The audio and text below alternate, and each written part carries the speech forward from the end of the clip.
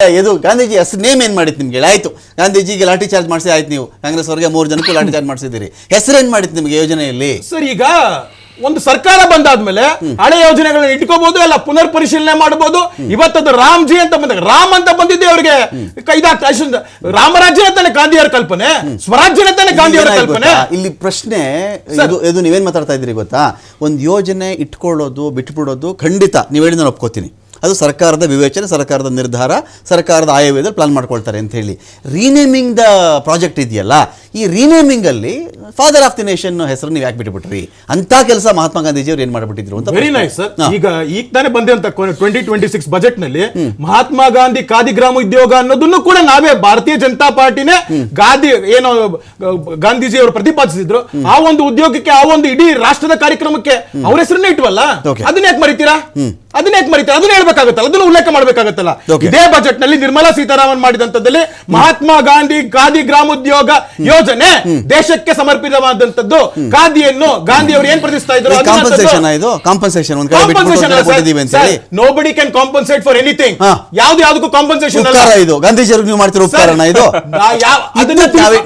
ಬಹಳ ಸರಳವಾಗಿ ಕೇಳ್ತಾ ಇದ್ದೀನಿ, ನಾವೇನೋ ಯಾರಿಗೋ ಉಪಕಾರ ಮಾಡ್ತಾ ಇದ್ದೀವಿ ಅನ್ನೋದನ್ನ ತಿಳ್ಕೊಳ್ಳೋದು ದೊಡ್ಡ ಮುಟ್ಟ. ಇದು ಏನ್ ಗೊತ್ತಾ, ಈಗ ನಾವೇ ನೋಡಿದ್ದೀವಿ, ಈಗ ರಾಮನಗರ ಅಂತ ಹೆಸರಿತ್ತಪ್ಪ, ರಾಮನಗರ ಅಂತ ಹೆಸರು ನಿಜ ಅಲ್ವಾ?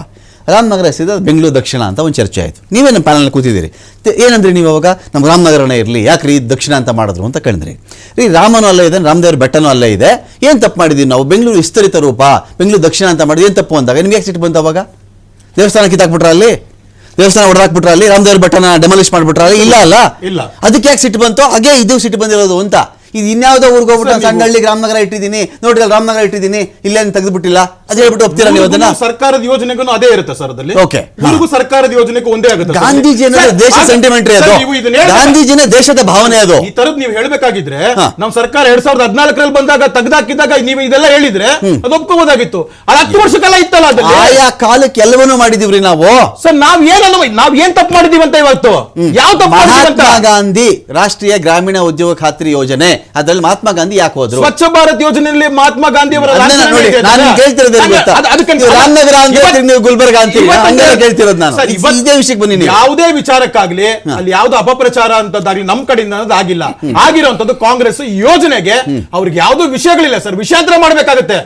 ನೀವು SIR ತಗೊಂಡ್ರಿ, ಅದು SIR ಆಯ್ತು, ವೋಟ್ ಚೋರಿ ಆಯ್ತು, ಇನ್ನೇನೋ ಇದಾಯ್ತು, ಮತ್ತಿನ್ನೊಂದೇನು ಇದು ನಡೀತಾ ಇರೋದು, ಇದ್ ಮಾಡ್ತಾ ಇರೋದು ಎಲ್ಲಿ ಇವರ ಒಂದು ಆಡಳಿತ ಇದೆಯೋ ಅಲ್ಲಿ ಮಾತ್ರ ಜೋರಾಗಿದೆ ಹೊರತು ಪಕ್ಕದ ತೆಲಂಗಾಣದಲ್ಲಿ ಉಸಿರೇ ಇಲ್ಲ. ಫೈನ್. ನನಗೆ ಮಹಾಂತೇಶ್ ಅವ್ರು ಕೇಳ್ಬಿಡ್ತೀವಿ. ಮಹಾಂತೇಶ್ ಅವರೇ, ಇದೀಗ ಇಲ್ಲಿ ಇಬ್ರು ಏನಿಲ್ಲಿ ಘನಂದಾರಿ ಕೆಲಸ ಮಾಡ್ಬಿಟ್ಟಿದ್ರಿ ಅಂತ ಯಾರು ಹೇಳ್ತಾ ಇಲ್ಲ ರಾಜ್ಯದಲ್ಲಿ. ಇಬ್ರು ಏನು ಅದ್ಭುತ ಕೆಲಸ ಮಾಡ್ಬಿಟ್ಟಿದ್ದೀರಪ್ಪ.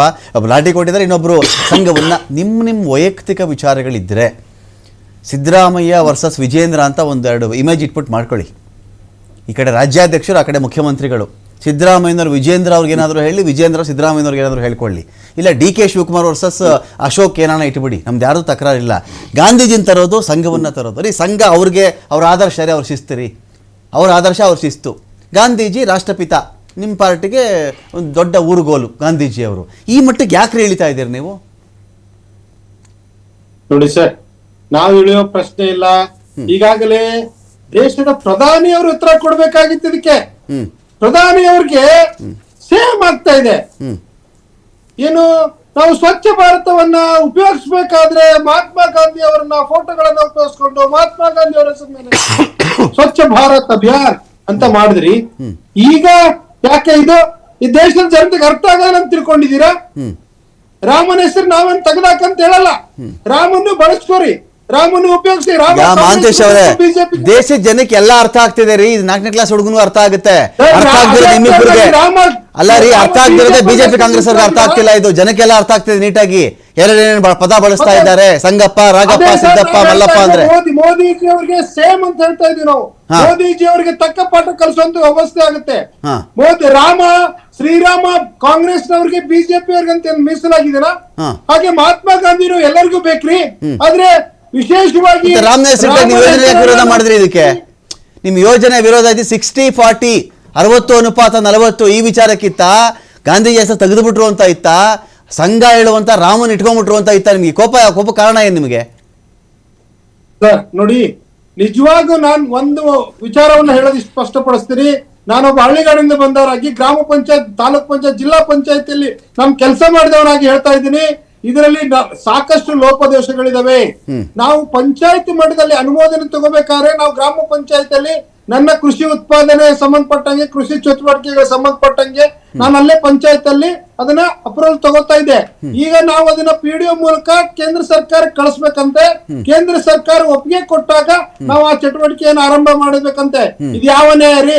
ಇಂತ ಹಲವಾರು ಯೋಜನೆಗಳು ಅಂತೂ ಹಲವಾರು ತಪ್ಪುಗಳು BG ರಾಮ್ಜಿಯಲ್ಲಿದ್ದಾವೆ. ಅದನ್ನ ನಾವು ವಿರೋಧ ಮಾಡ್ತಾ ಇದೀವಿ.